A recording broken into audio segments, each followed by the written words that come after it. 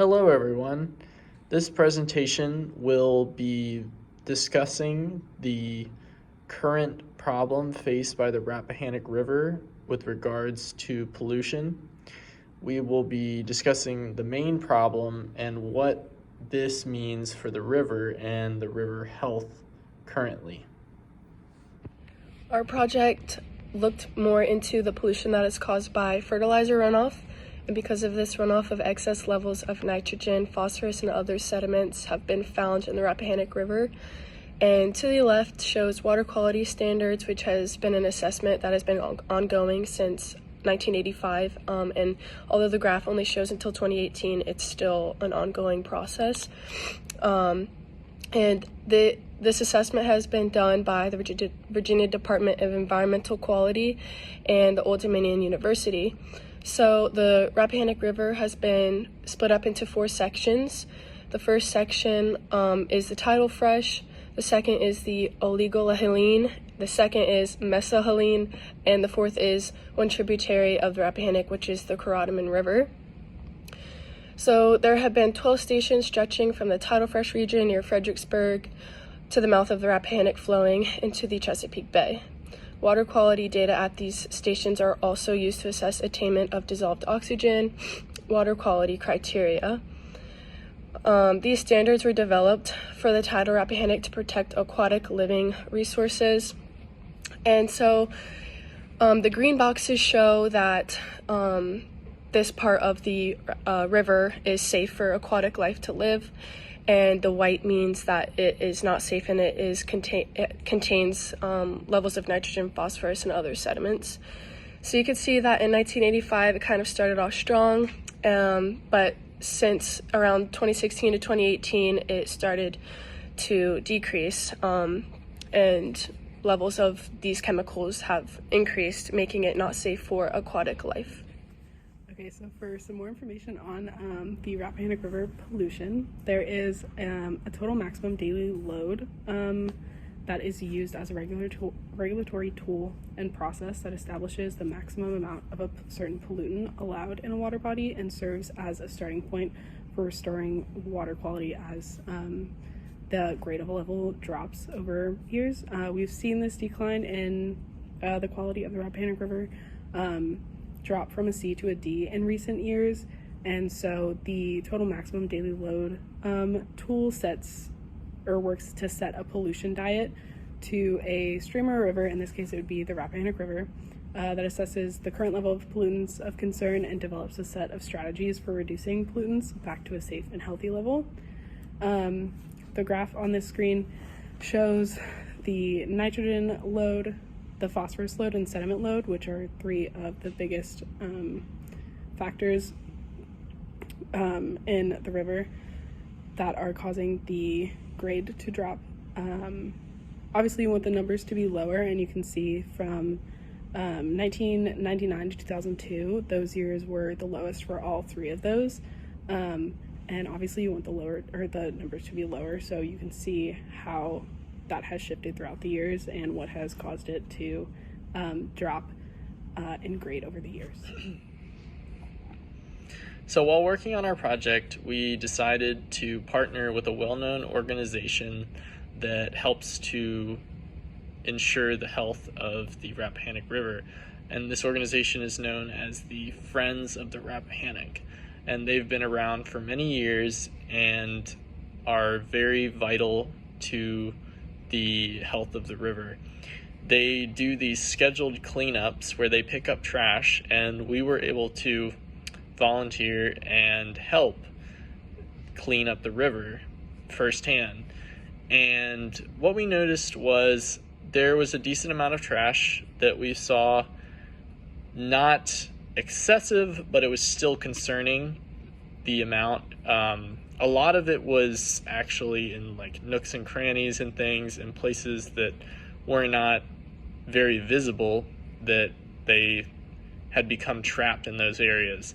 So we do see that even though this is not a landfill amount of trash, it's still a problem because it can accumulate over time, get in these nooks and crannies, and eventually make it to the river. So help is still necessary. These cleanups are still vital to at least get rid of surface trash.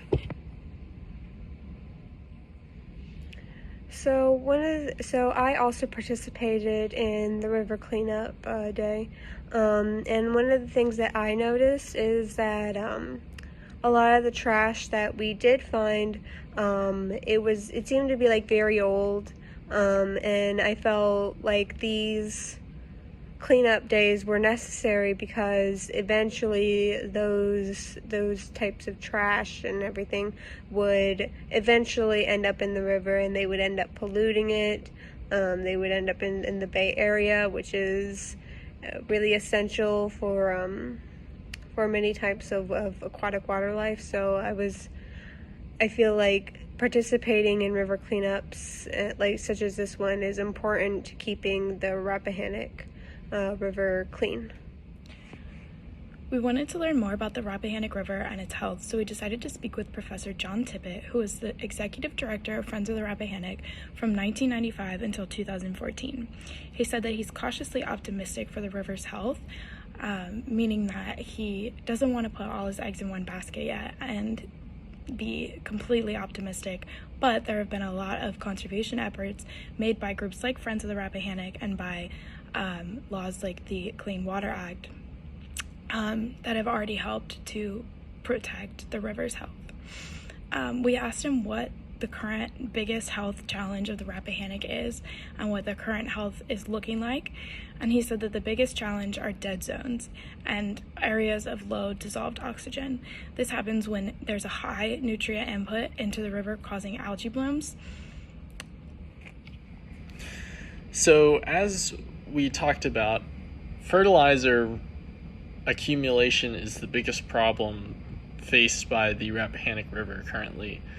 Now, you might be asking, how does this fertilizer essentially get into the waterway? Well, it does so through several different routes. Mainly, it enters through the agricultural industry. So, essentially, farmers, when they are cultivating crops, will add fertilizers to add nutrients to the soil. Now, sometimes they put too much of these nutrients into the soil, and the excess that is not absorbed by the different plants and crops they enter into the soil and get into the groundwater system, or rain will basically wash them off the land into the nearby streams and rivers. So that is the main route for the fertilizer runoff. The second route is through essentially wastewater treatment plants and facilities. So when wastewater is treated and it enters back into the waterway system, they sometimes do not treat it properly, and they leave nutrients such as phosphorus and nitrogen behind, and these nutrients enter into the waterway system and add to the abundance of fertilizer and runoff in there. Now, the third route would be basically anytime someone uses fertilizer sprays in their yard for their grass to help it be greener and healthier, that will run off when it rains into sewer drains and the like, which will eventually lead to the river system. Now, what do all of these fertilizer, the accumulation of these nutrients mean for the waterway system? Well, they will lead to what's called eutrophication. And eutrophication is just the abundance of fertilizer and nutrients in waterway systems. And what these cause are dead zones. They create dead zones where there is low levels of oxygen. They do this by aiding the growth of algae, which covers the surface of the water, blocking sunlight. And then when these algae die, the bacteria in the water digest them, and they use oxygen to do this. And by doing that and using this oxygen to break down the algae, they deplete those the algal areas in the water of oxygen and starve those portions of the river and basically starve the aquatic life in those different parts of the river where the algae are. And that is what we call a dead zone. Okay, so when we talked to Professor Tippett, one of the acts he discussed that helped the river is called the Clean Water Act. So the Clean Water Act was enacted in 1948, and back then it was called the Federal Water Pollution Control Act. But it was only until around 1972 that it was renamed the Clean Water Act, and during that time it was reorganized and it was expanded. And basically what this act does is that it requires companies to obtain a permit in order to dump pollutants, and it's actually illegal to dump these pollutants without said permit. So some point sources are that individual homes that are connected to a municipal system, they use a septic system, or do not have surface discharge, do not need this permit, but industrial, municipal, and other facilities have to obtain this permit if their discharges go directly into surface waters. So some things that help, some enforcements that help enforce this rule are the Clean Water Act compliance monitoring and water enforcement. So through our research, we found multiple solutions that would help the Rappahannock, one of which would be incentivizing farmers. Through agricultural cost share programs, federal and state funding would be provided for farmers to defray their costs from installing conservation practices, such as creating ways to control livestock nutrient release and fertilizer runoff. Another thing that would be really helpful is advocating for the health of the Rappahannock in conjunction with state governments, which groups like Friends of the Rappahannock are already doing. But in conclusion, we found that there isn't really one solution currently that will help solve this problem. It's going to be a big team effort, and it's going to need help from all levels, state, local government, citizens, small groups, etc. This slide lists our sources.